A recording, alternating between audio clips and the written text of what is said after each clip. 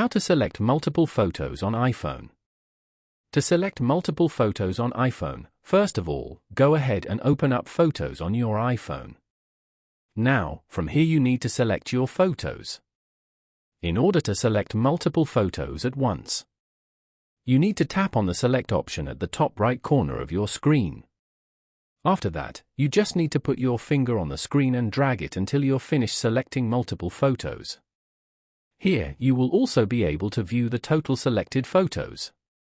Once you're done selecting multiple photos on your iPhone, you can now choose your next action from the screen. Just tap on the share icon at the bottom left corner of your screen.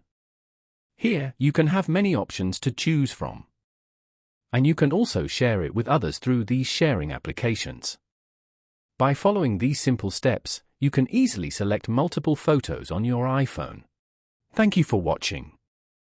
Please leave a like if this tutorial helped you, or leave a comment below if you have any questions related to the video.